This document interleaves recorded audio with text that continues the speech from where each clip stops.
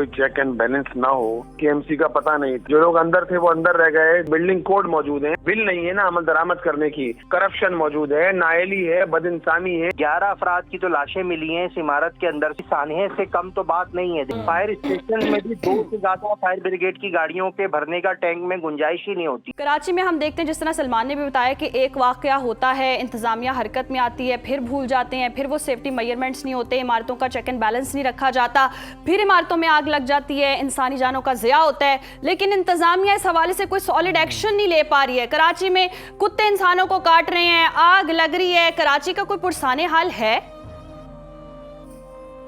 देखिए जी, आपने जो पूरी तमीज बांधी है ऐसी है, जब हुकूमतें मुजरिमाना गफलत से काम लें, जब इदारे अपना काम ना करें जो काम उनको करना है, जब कोई चेक एंड बैलेंस ना हो, जब एक साने के बाद दूसरे साने का इंतजार किया जाता रहे, तो फिर इसी तरह के वाकयात पेश आते हैं और कोई चेक एंड बैलेंस नहीं होता, कोई जो है फॉलो अप मेजर्स नहीं होते, जिसके नतीजे में आप देखें ये इतना दुनाक वाकया है और कितनी बेइज्जती है कि खुद इंतजामिया जो है वो ताखीर से पहुंची, फिर सूबाई हुकूमत और केएमसी का पता नहीं था, 18 घंटे 23 घंटे हो गए और लोग अपने जो है वो कारोबार को तबाह होते देखते रहे। लोग अपने जिगर लोगों के जिगर के टुकड़ों के जो है लोग अपने मुंतजिर रहे कि कोई आ जाए जो उनको बचा ले।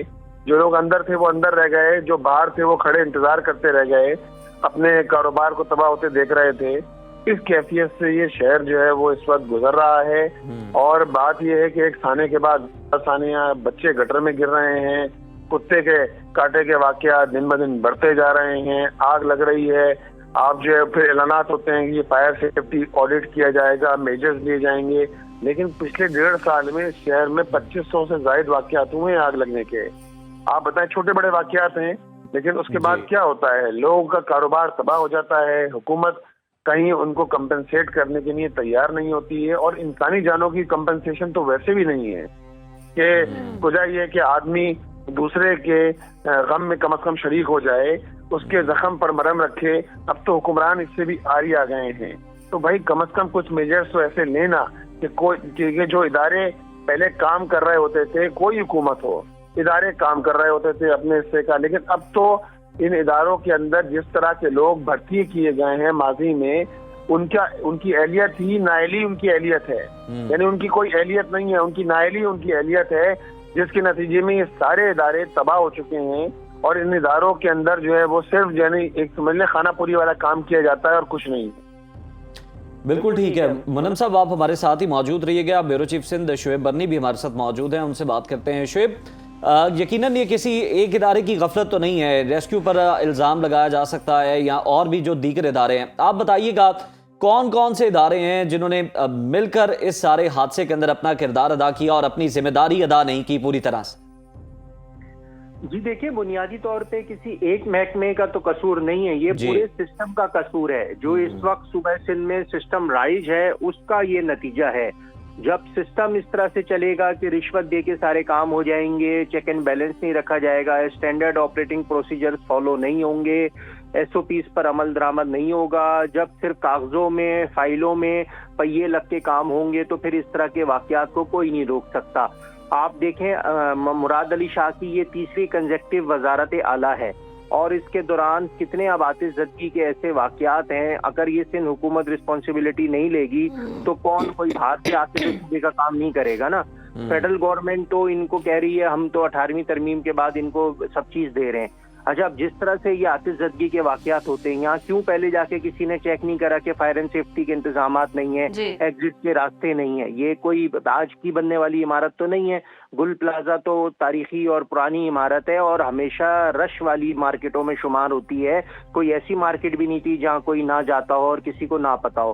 तो ये तो कराची की एक तारीखी हैसियत रखने वाली मार्केट है। बच्चे की पैदाइश से लेके सामान से यहाँ पर खवातीन शादियों के जहेज तक तक का सामान की शॉपिंग लोग यहाँ से जाके करते थे। तो कराची के हर आदमी इस मार्केट से एसोसिएट है, उसने कभी ना बिल्कुल ऐसे ही है, एक के बाद एक इमारत को आग लग जाती है, इंतजामिया हरकत में नहीं आती है। मुनम साहब, इससे पहले भी हमने देखा कराची में ऐसे इमारत को आग लगी, इमारत मुनहदिम हो गई, इंतजामिया हरकत में आई, इंतजामिया ने कहा जी इमारतों का चेक एंड बैलेंस किया जाएगा, लोगों को अकोमोडेट किया जाएगा, आर्जी तौर पर रिहाइश दी जाएगी। ये सब दावे वादे बातें ही होती हैं, उसके बाद फिर इमारत को आग लग जाती है, फिर कुछ हरकत में नहीं आती इंतजामिया। तो फिर किसको देखे अवाम, कराची के अवाम फिर किसको सोचें कि ये आएगा कोई तो कराची के लोगों का सहारा बनेगा? बट देखें जी, बात ये है ना कि अब ये वाकया हुआ है आरजे मॉल के अंदर पिछले दिनों आग लगी, इसी तरह कोऑपरेटिव मार्केट की दुकानों में आग लगी। मैं बता रहा हूँ ना कि तकरीबन 2500 के करीब छोटे बड़े वाकयात पिछले अरसे में पेश आ चुके हैं।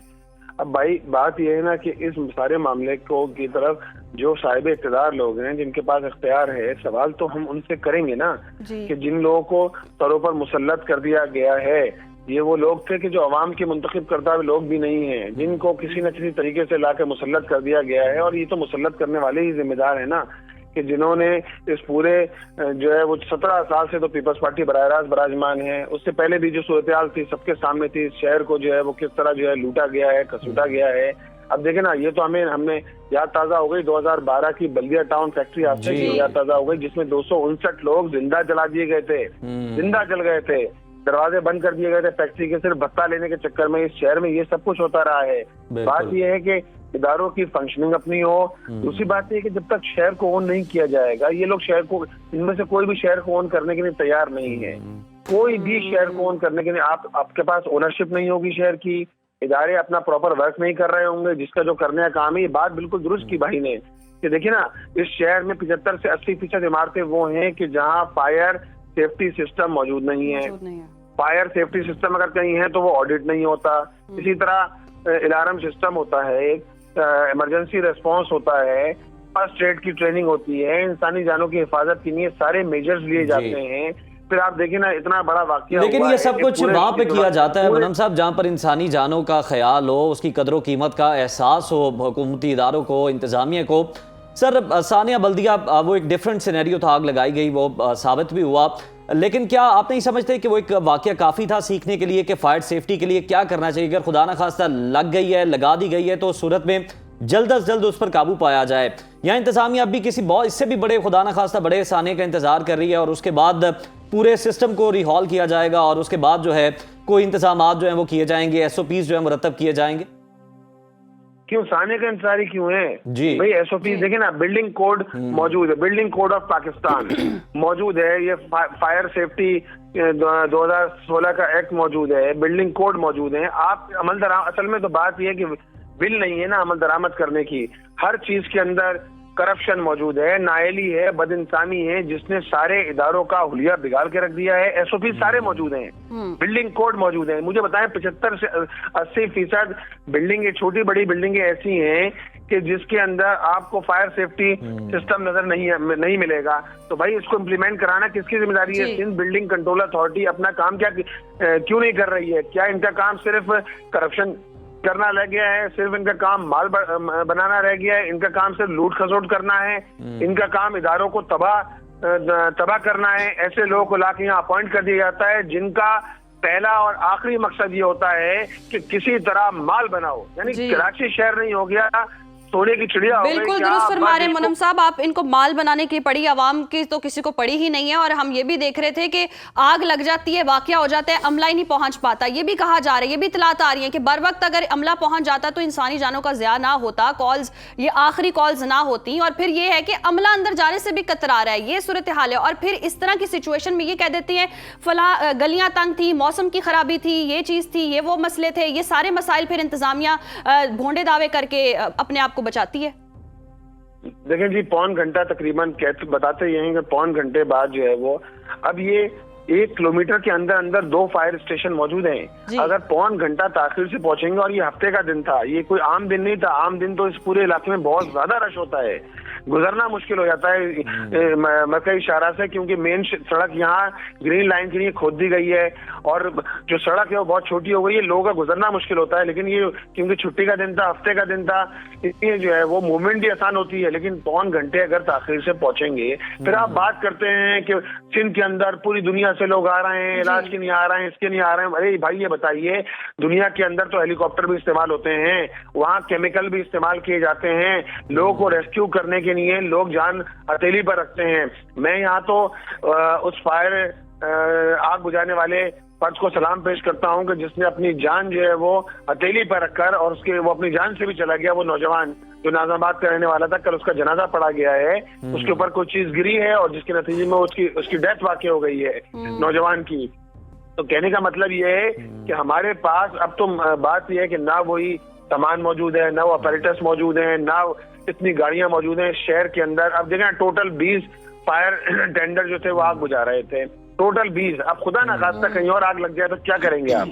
आपके पास तो गाड़ियां तक मौजूद नहीं है, उनके अंदर टेक्निकल फॉल्ट हो जाता है, पानी होता है तो डीजल नहीं होता, डीजल होता है। बिल्कुल मुनम साहब, आप सही कह रहे हैं कि ये सारे जो मसाइल हैं, ये सारे अवामिल जो हैं वो फिर इस तरह के हादसात की सूरत में रूनुमा होते हैं और फिर बाद में फर्जी कार्रवाइयाँ करके हम देखते हैं कि जनाब कोई निचले सतह के जो एहलकार होते हैं उन्हें फारिग कर दिया जाता है, उन्हें बली का बकरा बना दिया जाता है और सारी जो फाइल है वो दबा दी जाती है। बहुत शुक्रिया मुनम जफर साहब आपके वक्त का।